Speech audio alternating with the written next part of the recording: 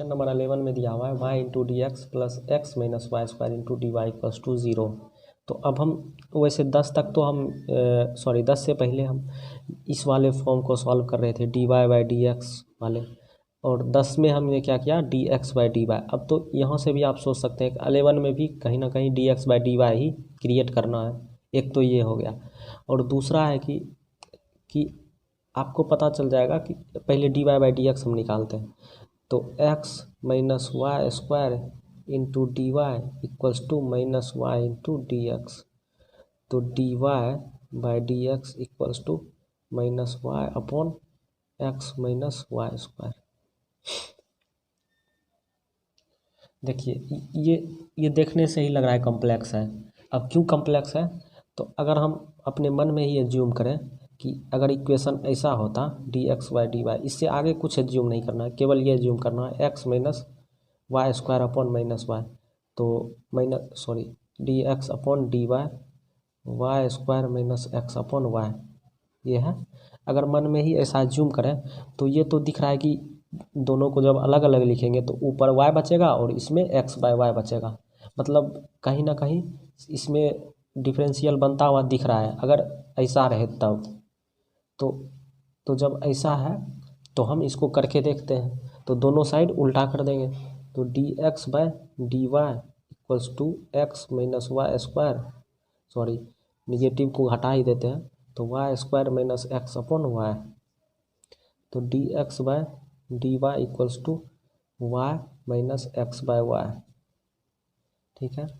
तो यहाँ भी d x by d y है और ये वाई है, ये एक्स है, तो इसको इधर भेजेंगे d x by d y plus x by y equals to Y.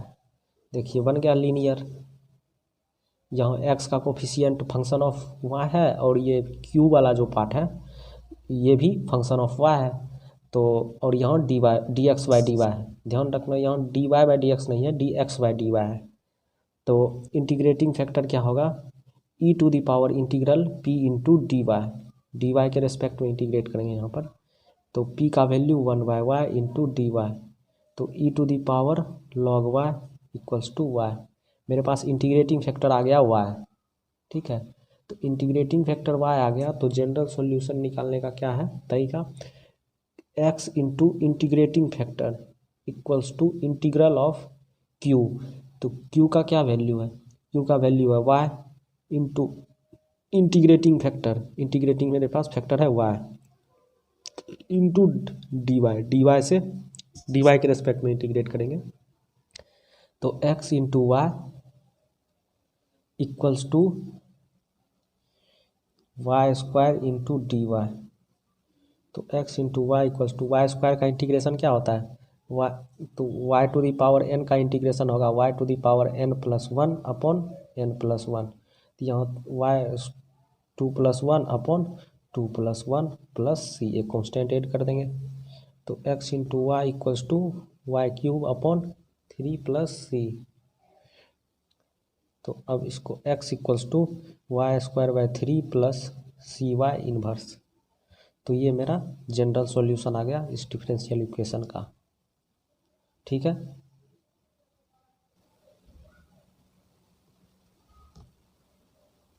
Twelve number question में दे रखा है x plus 3y square into d y by d x equals to y. तो हम इसमें क्या कर सकते हैं, देखिए अगर हम इसको इधर ले जाएंगे d y by d x equals to y upon x plus 3y square, तो हम इसमें क्या कर सकते हैं, इसमें कुछ नहीं कर सकते हैं। ये वाई बाई एक्स भी नहीं बन रहा है, जो वाई बाई एक्स को भी पुट कर दें, प्लस इसमें वेरिएबल सेपरेबल भी नहीं कर सकते हैं क्योंकि एक्स के साथ वाई का भी टर्म है। तो यही दो पढ़े थे वो दोनों, लेकिन और लीनियर तो बन नहीं रहा है ऐसे में। तो और ये लग भी रहा है कि ये मतलब यहाँ फंस गया मामला, आगे कुछ कर नहीं सकते। तो फिर इसको हम उल्टा कर देते हैं, देखते हैं एक बार उल्टा करके, d x by d y equals to x plus 3y square upon y. तो d x by d y equals to x by y plus 3y, ठीक है। D x by d y equals to minus x by y equals to 3y। देखिए मेरा ये linear में बन गया। Linear क्या होता है, d x by d y plus p x equals to q, where p and q are function of y और कांस्टेंट। तो ये मेरा बन गया। तो लीनियर जब हो गया तो इंटीग्रेटिंग फैक्टर निकालते हैं इसका। तो integrating factor equals to e to the power integral p into d y, और यहाँ पर पी का क्या वैल्यू है, पी का वैल्यू है -1/y, e to the power -1/y into d y. तो e to the power minus log y equals to e to the power log y to the power -1 equals to 1/y। मेरे पास integrating factor आ गया 1/y।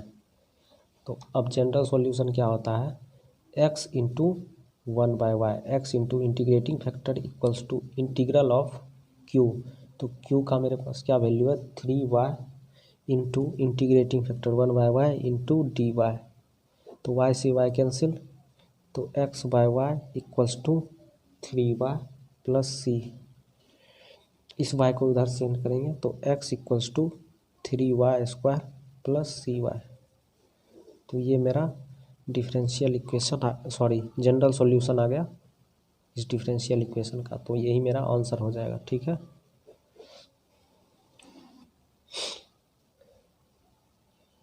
13 number में question दिया हुआ है dy by d x plus 2y into 10x equals to sine x. तो और दिया हुआ है जब x का वैल्यू π/3 होगा तब y 0 होगा। अभी तक तो हम जनरल सॉल्यूशन निकाल रहे थे, लेकिन अब हमें पर्टिकुलर सॉल्यूशन फाइंड करना है। तो पर्टिकुलर होता क्या है कि आप ये जो c फाइंड करते थे आप, तो ये c तो कुछ भी हो सकता है, बट यहाँ पर x और y का एक सर्टेन पॉइंट का वैल्यू दिया हुआ है, उसके लिए c का वैल्यू फाइंड कर लेना है।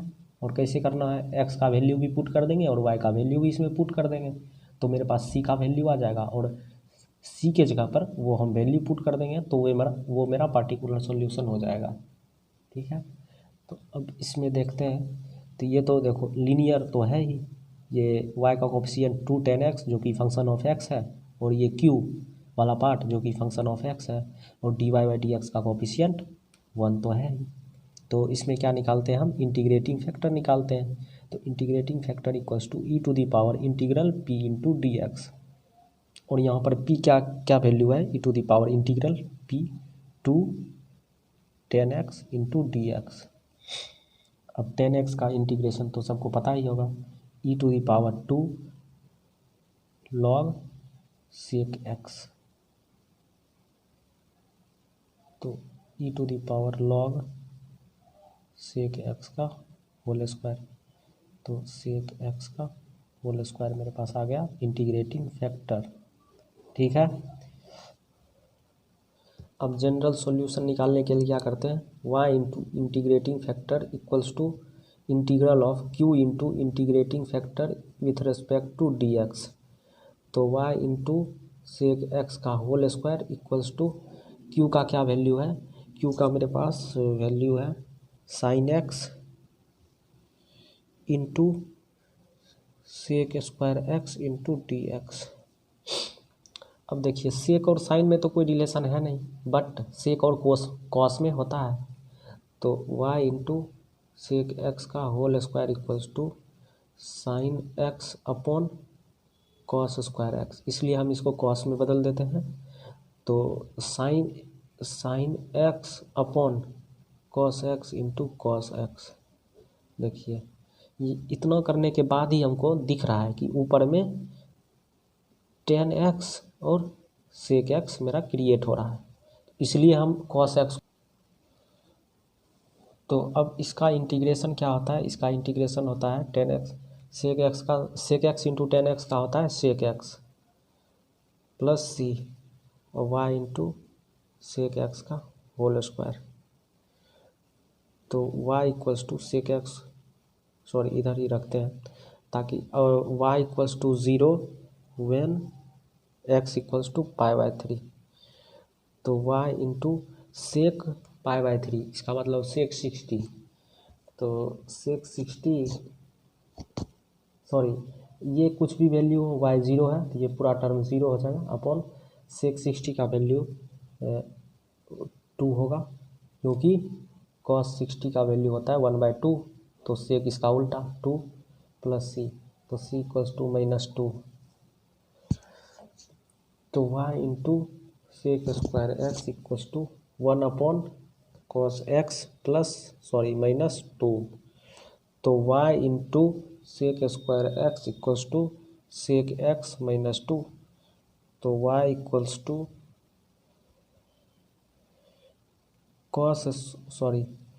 सेक x upon sec square x -2 upon sec square x. अब इसको साइन में कॉस में चेंज करते हैं, तो नीचे एक सेक बच गया है तो ऊपर जाके कॉस बन जाएगा -2 अपॉन कॉस स्क्वायर एक्स।